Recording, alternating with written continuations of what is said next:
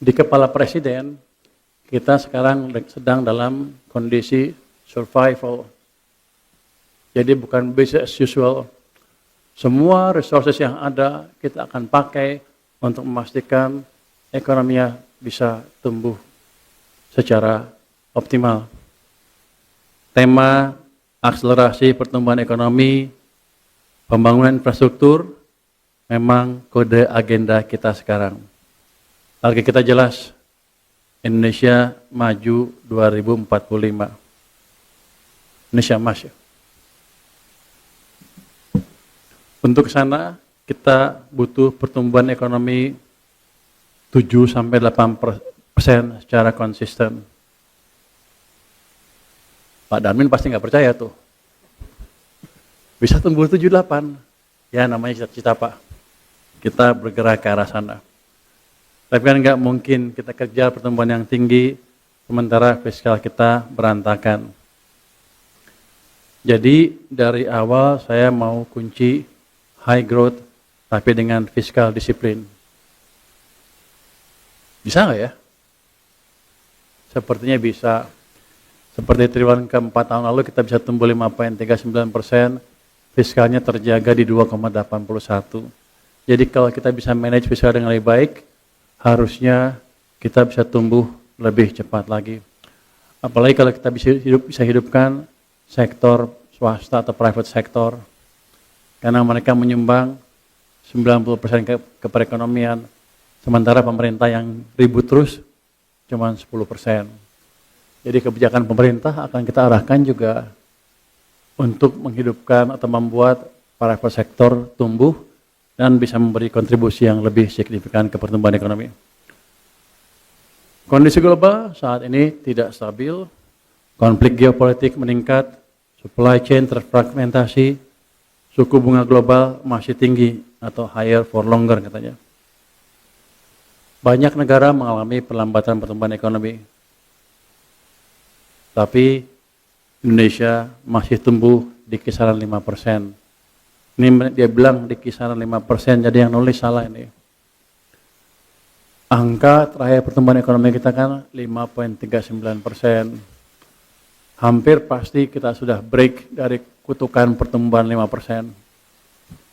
Jadi ke depan harusnya kita bisa tumbuh lebih cepat dari 5%.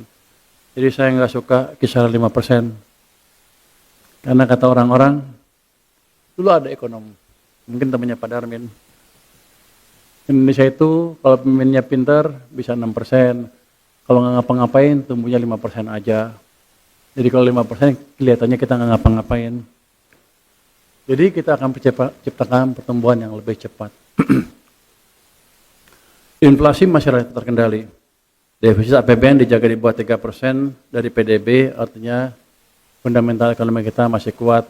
Kita ngiritlah dengan 3%, tumbuhnya bisa atas 5%. Dengan defisit 3% masih bisa tumbuh di atas 5%. Ya. Menuju 5,5 ke 6%. Dan seperti arahan Presiden, Indonesia ini bukan negara pinggiran. Kita ada di jalur strategis perdagangan dan energi dunia. Tapi kapal lewat Selat Malaka nggak kita charge ya. Nggak tahu, betul apa salah. Sekarang Iran mau nge-charge kapal lewat Selat Hormuz katanya. Kalau kita bagi 3, Indonesia, Malaysia, Singapura, lumayan kan? Punya kita jalurnya paling besar, paling panjang, Singapura kecil, Malaysia sama kita bagi 2 lah. Kalau bisa seperti itu, tapi kan nggak begitu.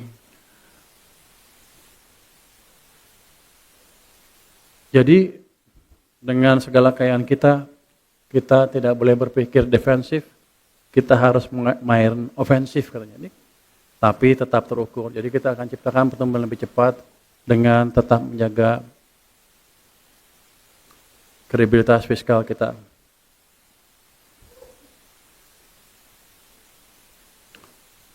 Anda pasti bertanya, kalau fiskalnya ngirit, karena bisa tumbuh lebih cepat. Karena kita akan pastikan real sektor tumbuh. Gimana caranya? Kita pastikan ada cukup likuiditas di sistem perekonomian kita. Sebenarnya ini tugas Bank Sentral, tugasnya BI Pak Darmin.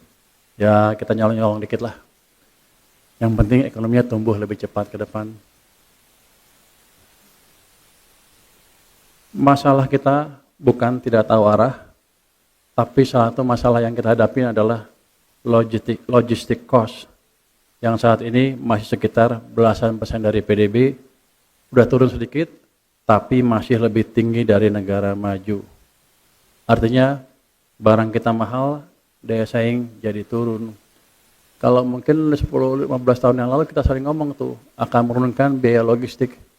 Tapi 10 tahun terakhir kita nggak pernah bicara lagi itu.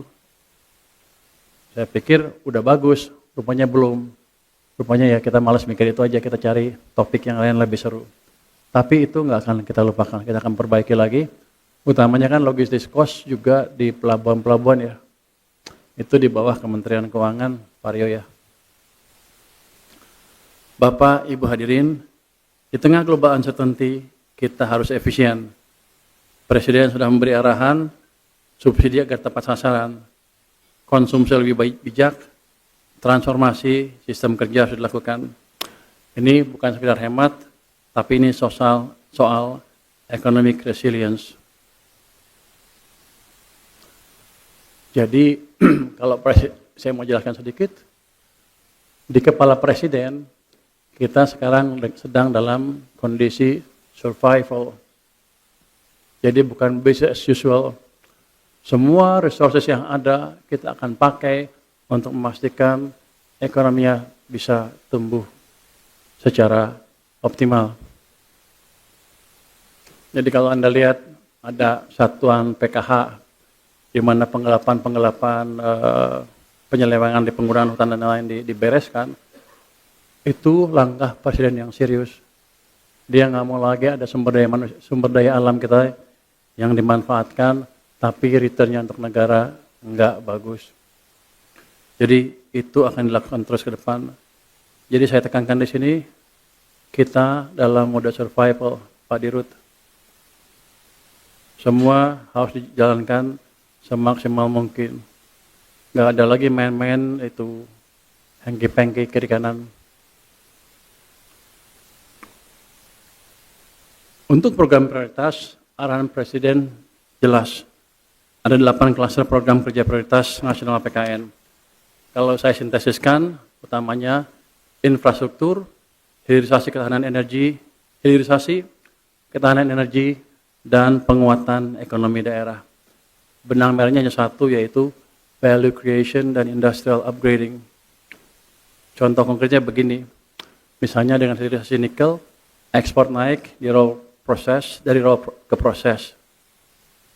Tapi ini Pak Dirut, hilirisasi nikel kita gede-gedein, tapi yang untung perusahaan Cina. Saya suka sedih lihatnya. Jadi coba kita lihat perusahaan domestik atau BUMN ada nggak yang bisa kita bantu. Termasuk dalam hilirisasi adalah energy security projects. Jadi kita akan diversifikasi ke sumber energi yang lain. Makanya saya waktu dengan World Bank diskusi gimana kita bisa memperluas supply dari geothermal kita. Jadi akan kita perluas itu supaya nanti kalau ada gejolak seperti ini lagi di pasar minyak dunia, kita masih bisa bertahan. Kalau ini semua jalan, produktivitas akan naik, investasi masuk, lapangan kerja akan terbuka. Jadi kita sudah punya semua fundamental kuat.